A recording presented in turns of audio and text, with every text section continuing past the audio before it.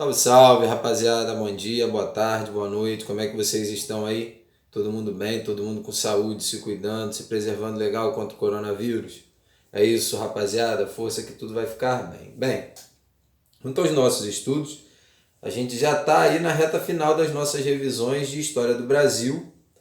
E hoje a gente vai atacar de uma matéria que é bem importante, inclusive uma das que mais é cobrada aí nos concursos, nos vestibulares, que é a Era Vargas, que compreende o período de 1930 a 1945. Bom, pessoal, na última aula a gente fez uma revisão bastante interessante falando da República Velha. No final da República Velha, a gente tem basicamente aquele governo oligárquico que representa sempre um presidente de Minas ou de São Paulo. Bem, depois então da República Velha, nós vamos ter a Era Vargas. Então, o que acontece, pessoal? Como que Vargas vai chegar ao poder? Como que a gente sai daquela velha política dos governadores que a gente viu na última aula? Como que a gente acaba com aquela brincadeira de Minas e São Paulo se revezando no poder? Bom, pessoal, alguns motivos são bem consistentes, né? Alguns motivos são bem importantes de vocês entenderem, que fazem com que aquela república velha, que aquela república oligárquica, que aquela república do café com leite, ela entre em crise. Primeiro passo, vamos analisar. Só Minas e São Paulo se revezavam no governo central. Então, só quem detinha o poder federal era Minas e São Paulo. Os outros estados, eles não vão ficar satisfeitos, né, de estarem fora, né, do governo. Os outros estados, eles também querem brincar de governo federal, de governo central. Então, os estados que estão alijados do poder querem tomar o lugar de Minas e São Paulo. Quais são os dois estados que vão brigar, né, que vão estar ali representando essas oligarquias dissidentes? Rio Grande do Sul e Paraíba. Então, Rio Grande do Sul e Paraíba não estão satisfeitos com essa brincadeira entre Minas e São Paulo. Então, esse é o primeiro motivo que nós temos para aquela república oligárquica entrar em crise. Outro motivo é a questão do movimento tenentista. Uma coisa que vai nascer dentro da área militar, né? Aquela galera, aqueles tenentes, eles já estão cansados de ver aquela velha comissão verificadora, lembra que eu expliquei na última aula? Que era um ninho de corrupção. Então vai surgir ali na área militar um movimento contra a corrupção, porque a galera já estava de saco cheio, pô. Era toda hora um de São Paulo, um de Minas, era uma corrupção danada, uma sujeira danada, então a galera quer acabar com isso. Então temos primeiro oligarquias, estados que querem tomar o lugar de Minas e São Paulo. Depois, né, os tenentes, o pessoal da área militar, quer acabar com a corrupção. Agora, o que vai dar o fatality? O que vai gerar uma crise absurda na República Velha? A crise de 1929 nos Estados Unidos. Pessoal, a gente viu na última aula que a República Oligárquica, aquela República do Café com Leite, tinha como plano econômico a valorização do café. Então, o nosso carro-chefe da economia era o café. Então, nós produzíamos o café para os Estados Unidos comprar esse produto. Com a crise, né, de 1929 afetando os cofres americanos, é óbvo que eles não vão continuar comprando o nosso café. Então, é uma queda na venda do nosso maior produto, no nosso, o nosso principal produto econômico, o que fazia o Brasil ter dinheiro, né, que era a venda do café, agora a gente não consegue. O nosso maior comprador do café não compra mais o nosso produto. Então, isso vai deixar aquela República do Café com Leite enfraquecida. Portanto, temos os três motivos que levaram aquela velha estrutura oligárquica a começar a se fragmentar, se enfraquecer, que vai gerar a crise. Então, quais são os motivos que vão fazer a República Velha começar a perder força? Primeiro, os estados que não participavam, os tenentes que não aceitam a corrupção e a questão da crise de 29, que afeta a economia brasileira, uma vez que a gente não vende mais o nosso principal produto da economia, que era o café. Soma esses três fatores que vai dar uma pancada, vai derrubar aquela velha política de Minas e São Paulo. Bom, dito esses três motivos que levaram a República Oligárquica, a República Velha, a entrar na crise, nós temos a cereja do bolo, que vai fazer com que Vargas chegue ao poder nas eleições de 1930. Bom, 1930, o presidente era o Washington Luiz. O Washington Luiz, ele era de São Paulo. Pela política dos governadores, aquela velha política corrupta do café com leite, se o Washington Luiz era de São Paulo, ele deveria indicar agora um de Minas. Mas é isso que ele faz? Não. Ele vai e indica Júlio Prestes. Júlio Prestes era outro paulista. Pô, os mineiros vão olhar e vão falar assim, não, peraí, a gente tinha um acordo político, era a minha vez agora de governar, você vai e indica outro de São Paulo? Não aceito. Então Minas, como se sente traída, ela vai procurar aquelas oligarquias que eram dissidentes para se unir a eles e derrubarem São Paulo. Então, com essa briga, né, com essa trairagem, né, com essa quebra da aliança entre Minas e São Paulo, os mineiros vão até o Rio Grande do Sul e fazem um acordo, certo? A cereja do bolo desse acordo de Minas Gerais com o Rio Grande do Sul é que dali do Rio Grande do Sul vai sair o candidato à presidência, Getúlio Vargas. Depois os mineiros vão até a Paraíba, que era outra oligarquia dissidente, e fazem um outro acordo, um novo acordo. Desse acordo vai sair o vice-candidato à presidência, que é João Pessoa. Então vai ficar Minas, que se sentiu traída, mais o Rio Grande do Sul, mais a Paraíba, certo? Contra Júlio Prestes. Show! Quem mais era contra essa velha política de São Paulo? O movimento tenentista. Então, vai ficar a Aliança Nacional, que engloba Rio Grande do Sul, Paraíba, Minas, mais o movimento tenentista, apoiando Getúlio Vargas nessa campanha eleitoral. Do outro lado fica São Paulo sozinho, apoiando Júlio Prestes. Começa lá a campanha eleitoral, até que no belo dia da eleição sai o resultado. Pessoal, ficou São Paulo sozinho contra Rio Grande do Sul, Paraíba, Minas Gerais e movimento tenentista. Quem vai vencer a eleição? São Paulo ou Vargas? Quem vai vencer a eleição? Júlio Prestes representando São Paulo ou Vargas representando a Aliança Nacional e o movimento tenentista? Quem vai ganhar? Óbvio, pessoal. Júlio Prestes. Como assim, professor? Por que isso? Pessoal, lembra da Câmara Verificadora que nós estudamos na outra aula. Essa eleição ela foi totalmente fraudulenta. Essa comissão, né, essa Câmara Verificadora, ela vai arrumar fraudes eleitorais que vão colocar que o candidato de São Paulo vença. Pois bem, terminada a eleição, Júlio Prestes está eleito. Bom, o pessoal de Vargas, né, os que apoiaram Vargas não aceitam, mas Vargas aceita a derrota. Os apoiadores deles não estão satisfeitos com essa derrota. Eis que um belo dia, né, o vice-candidato de Vargas, João Pessoa, que era da Paraíba, ele estava numa loja de doces, né, se não me falha engano, comprando sorvete. Eis que entra um cara e mata João Pessoa, né? João Dantas mata João Pessoa. Esse crime foi um crime por motivos pessoais, né? Foi um caso de traição, o cara que matou porque descobriu que era amante. Foi uma coisa que não tinha nada a ver com a política. Mas é óbvio, o vice-candidato de Vargas foi assassinado.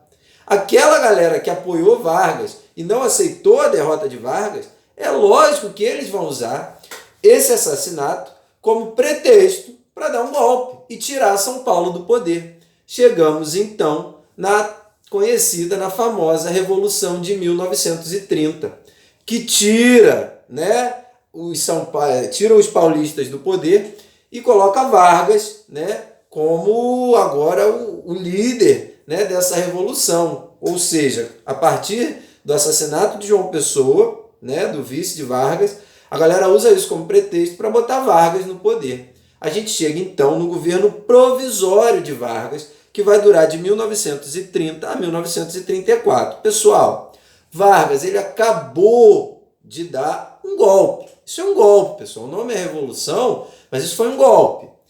Assim que ele chega, né, para assumir o cargo, né, de governo central, as pessoas que estão lá ainda estão ligadas a São Paulo. Então não vai ter como ele, a partir desse golpe, governar com pessoas que são contra ele, de trabalhar com pessoas que são ligadas a São Paulo. Então ele acaba fechando o Congresso Nacional e troca os governadores, que também eram aliados de São Paulo, por interventores, por pessoas que são ligadas a Vargas. Bom, ele assume então e começa a governar. A partir do momento então que ele fecha o Congresso, troca governadores por interventores, ele vai começar a tomar algumas medidas. Primeiro, ele cria o Ministério do Trabalho, Indústria e Comércio, Ministério da Educação, Ministério da Saúde, e ele vai, para legitimar esse golpe dele, esse poder dele, fazer uma aliança com a Igreja Católica. Ele fala, olha, o Brasil é um país que tem um número muito grande de católicos, então eu vou colocar um ensino religioso nas escolas, certo?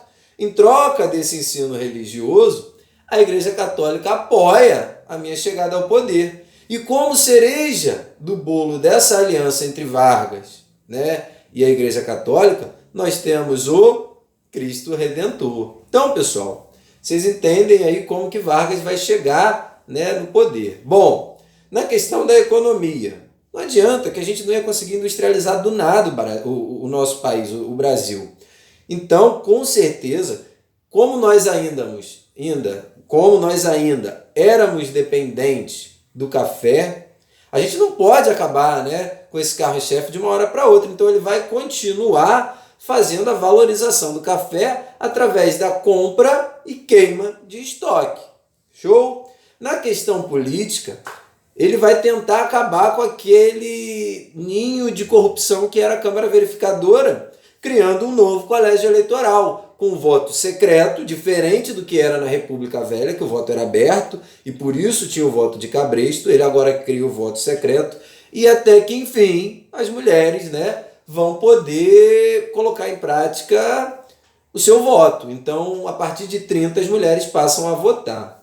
Bom, pessoal, apesar disso tudo, a gente tem que ver que São Paulo saiu derrotado. São Paulo não vai aceitar esse golpe dado, não vai aceitar essa Revolução de 30 e vai responder com a Revolução Constitucionalista de 32, ou seja, os paulistas vão tentar retomar o poder. Só que assim, pessoal, eles querem voltar ao poder, né? Mas eles querem também uma nova Constituição. Então vocês têm que entender que esse movimento, essa Revolução Constitucionalista, essa Revolução Paulista de 32, ela é ao mesmo tempo reacionária e de vanguarda. O que é reacionária? É conservador, é manter as coisas como elas estavam, pelo fato de São Paulo querer retomar o poder. E é de vanguarda, ela é para frente, ela é liberal porque ela busca uma nova Constituição.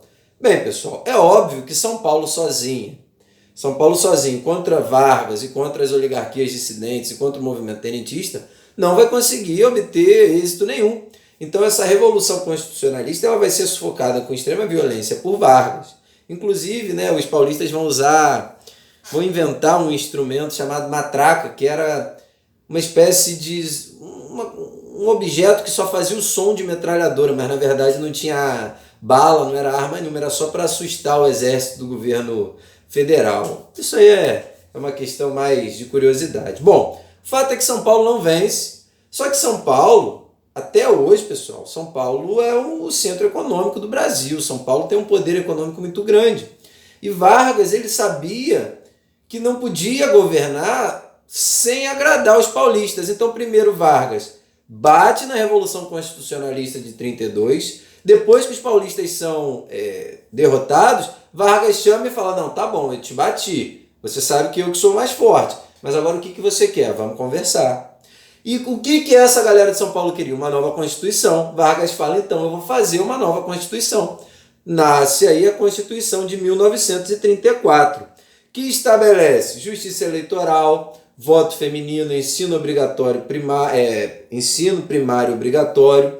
E é a primeira vez, agora no Brasil, que nós vamos olhar para a classe trabalhadora. Os trabalhadores, pessoal, nesse período, eles já estavam fazendo manifestações, reivindicações, eles já estavam querendo direitos trabalhistas, porque até 1934 o Brasil não tinha salário mínimo, não tinha descanso semanal, não tinha férias, o trabalho infantil era permitido. Então, depois de muita luta, de muito suor, até que enfim nessa Constituição é posta em prática os direitos trabalhistas, como proibição do trabalho infantil, descanso semanal, férias anual, um salário mínimo e jornada de trabalho de 8 horas. Vargas, pessoal, ele vai dar isso através de uma coisa que a gente chama de paternalismo. Ele vai dizer que ele faz isso porque ele é bonzinho. Não, não é que ele é bonzinho. Ele faz porque ele sabe que se não der os direitos trabalhistas, o povo tira ele do poder. Os trabalhadores não aguentavam mais.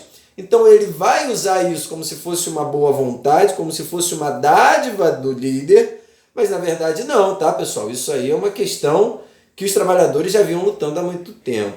Bom, em 34, ele vai ser eleito indiretamente pelo Congresso. Então a gente sai do governo provisório que durou de 30 a 34 e aí a gente entra agora no governo constitucional, do qual Vargas é eleito não pelo povo, mas pelo Congresso. Bom, o que a gente precisa entender desse governo constitucional de Vargas que vai de 34 a 37? É a influência internacional, pessoal. Nós vamos ter aqui a formação de dois grupos políticos totalmente antagônicos. Do lado direito, nós vamos ter a Ação Integralista Brasileira, ou AIB. Essa organização política, ela é de cunho fascista. Sim, no Brasil nós tivemos muitas pessoas que queriam que o fascismo fosse o modelo brasileiro. Então, na direita, extrema direita, nós temos a AIB, Ação Integralista Brasileira, de cunho fascista. Eles usavam um uniforme verde, uma gravata preta. Em vez da suástica, eles tinham um símbolo, né? o sigma, né? A letra S grega, que é a mesma coisa que aquela suástica do nazismo. E quando um fascista da Ação Integralista Brasileira encontrava outro na rua, eles se saudavam estendendo o braço e gritando Anauê. É a mesma coisa que você falar Heil Hitler na Alemanha. Bem, agora na extrema esquerda, contrário, totalmente oposto à A e B, nós temos a ANL, Aliança Nacional Libertadora. Essa é de cunho socialista, comunista. Esse é de Prestes. Não confunda com aquele Prestes que foi candidato à presidência, não, tá? Esse é Luiz Carlos Prestes, diferente do outro Prestes que ficou lá atrás. Esse é o líder da ANL, esse é comunista. Bem, tá Vargas então governando. Pessoal, Vargas, ele era muito mais ligado ao fascismo do que qualquer outra coisa. Ele não se declarava fascista, mas ele era, tá? Então até que um belo dia, Vargas, que era muito mais ligado a A e B, vai à Voz do Brasil e lê um falso discurso, falando que todo o poder seria a ANL, ou seja, Vargas, ele pega, né, uma carta falsa e lê essa carta. Segundo essa carta, o Prestes da ANL, o Prestes comunista, esse cara iria dar um golpe. Mentira, tá? Isso era um pretexto que Vargas tem para fechar a ANL, certo? Bom, uma vez que ele usa, né, essa carta falsa para fechar a ANL, Prestes, comunista da ANL, que estava na União Soviética, ele fala, bom, esse não era o meu plano, eu não queria dar golpe nenhum, mas já que Vargas mentiu e proibiu o meu partido, agora sim eu vou dar um golpe, com uma coisa que nós vamos chamar de intentona comunista. Só que o Prestes comunista, ele esqueceu que no Brasil, quem é socialista, quem é comunista, na hora de partir para a revolução, vai comer um McDonald's, vai comprar um tênis da Nike e dar um bico no seu carro. Ou seja, essa intentona comunista, ela foi extremamente fraca, ela não teve aquele tamanho que Prestes pensava, e por isso vai ser massacrado pelo governo. Vargas vai acabar com essa intentona comunista muito fácil. Só que assim, depois que Vargas acaba com esse demônio que era o comunismo, com essa ideia de que o comunismo queria dar o golpe, de que queria que o Brasil virasse socialista, depois que Vargas acaba então com Prestes, ele vai começar a pintar o comunismo como o demônio. Ele vai falar que o comunismo quer matar as mulheres, que o comunismo quer acabar com a religião, que o socialismo quer tacar fogo nas escolas com os alunos dentro. Mentira, pessoal. O comunista, o socialista, ele não quer matar ninguém, ele só quer igualdade de oportunidades. O socialista, o comunista, ele não quer nem que todo mundo seja igual, não. Ele quer que todo mundo tenha a mesma oportunidade. Eles querem que, assim como o filho do Eike Batista tem acesso ao estudo, o filho de qualquer outra pessoa menos rica tem a mesma oportunidade. Bom, enfim, Vargas então começa a criar, né, uma ideia anticomunista, antissocialismo, pintando o comunismo como o demônio. Nesse contexto começam então a surgir, né, os candidatos que vêm a seguir para suceder Vargas no governo. Começa então a campanha eleitoral, até que um belo dia Vargas, né, mais uma vez vai à rádio, vai à Voz do Brasil e fala do terrível plano Cohen, o que seria, de novo, uma tentativa do comunismo entrar no Brasil. Pessoal, pensa, ele acabou de prender os comunistas, ele acabou com Prestes agora na intentona comunista. Como que os comunistas iam se reestruturar para fazer um novo golpe? Não tinha como.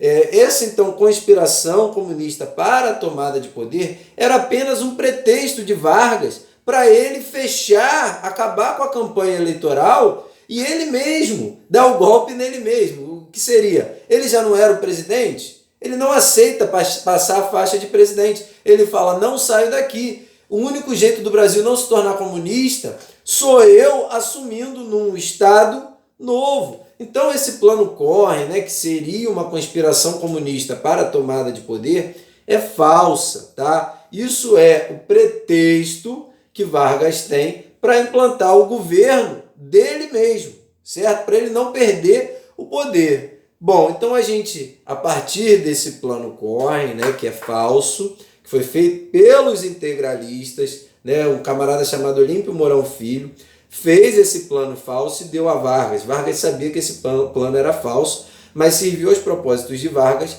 para Vargas continuar no poder. Bom, saímos então do governo constitucional de Vargas e entramos no Estado Novo. Pessoal, o Estado Novo é o período mais ditatorial de Vargas, é quando Vargas ele vai mostrar que não tem essa de ninguém se metendo no governo, não. Quem manda é ele, só ele, não tem partido nenhum.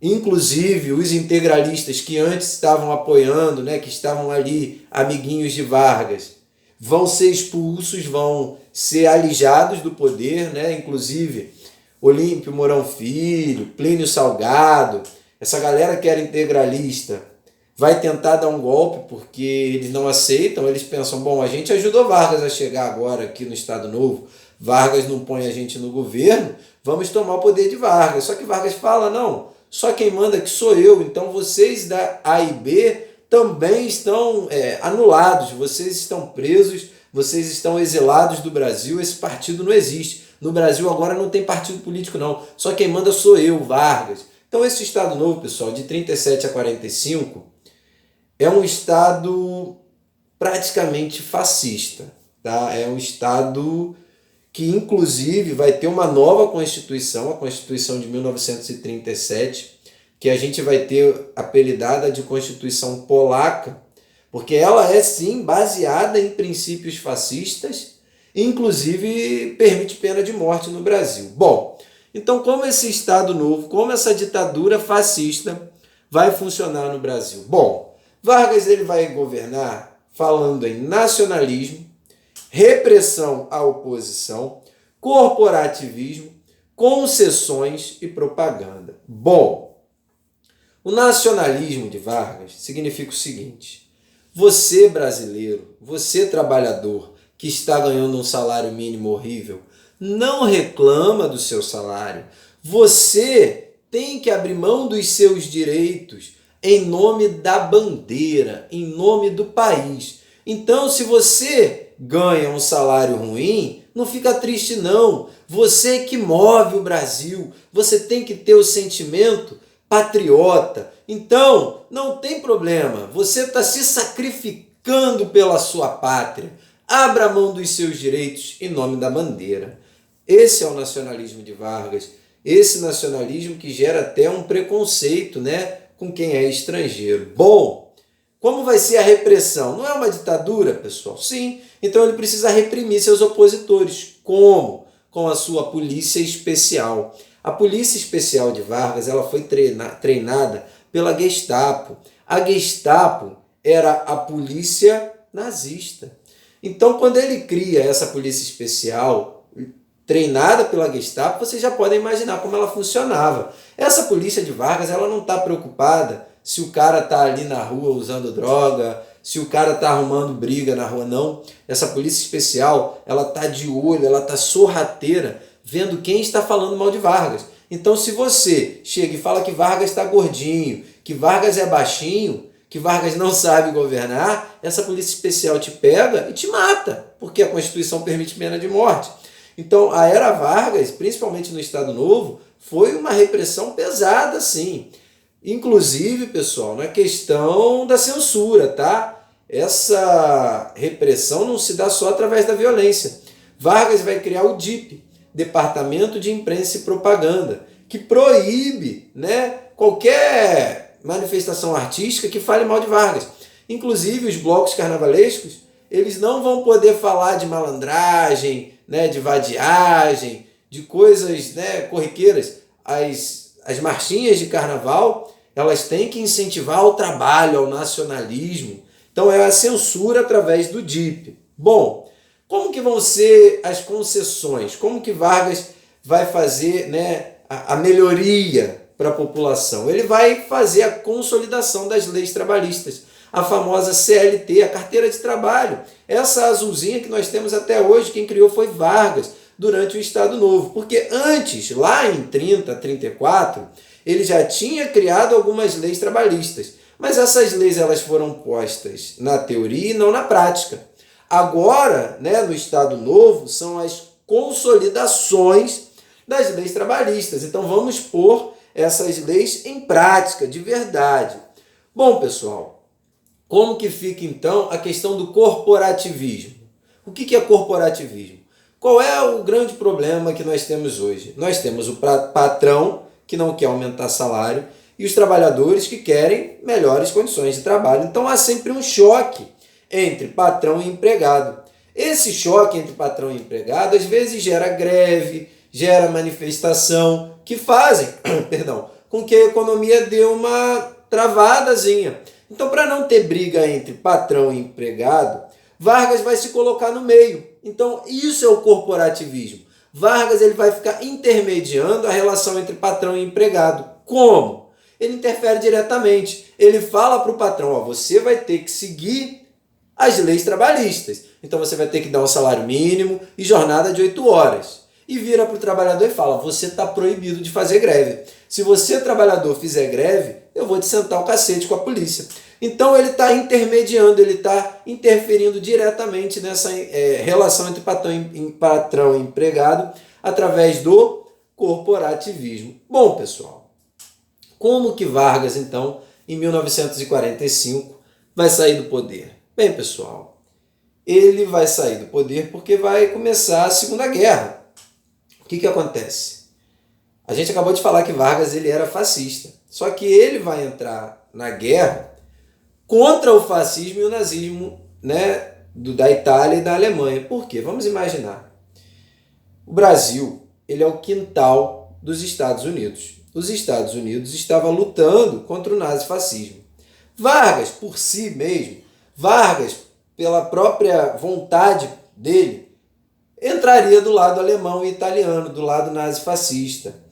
Só que os Estados Unidos não deixou, porque os Estados Unidos não podia perder o seu quintal de casa para o nazifascismo. Imagina se Hitler, se Mussolini colocam uma base militar no Brasil com os mísseis apontados para os Estados Unidos. O Brasil é perto dos Estados Unidos, muito mais perto do que a Europa é dos Estados Unidos, né, pessoal? Então os Estados Unidos não vai aceitar de jeito algum o Brasil entrar de outro lado, senão do lado americano. E só que Vargas, antes, né, de entrar do lado americano, ele vai ficar leiloando o Brasil, vai ficar falando, olha Hitler, se você não me ajudar, eu entro do lado dos americanos. Vai para os americanos e fala, olha, se você não me der um dinheiro, eu vou entrar do lado nazista. Depois de muita barganha, de muita pressão, lógico que Vargas vai entrar ao lado dos Estados Unidos. Os Estados Unidos mandam dinheiro para o Brasil. Com esse dinheiro, Vargas vai investir em indústria nacional, que são as famosas estatais de base, como Companhia Siderúrgica de Volta Redonda, Vale do Rio Doce, Siderúrgica Nacional. Bem, quem vence essa Segunda Guerra? O lado americano. Então, os Estados Unidos e o Brasil lutaram juntos contra uma ditadura fascista, certo? O que Vargas era aqui? Um fascista.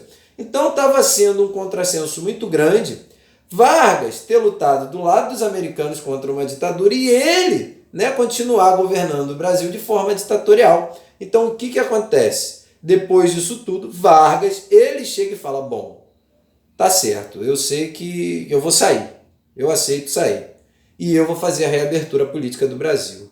A partir de então, nós saímos do Estado Novo e reabriremos o Brasil República, tema que nós vamos revisar na próxima aula.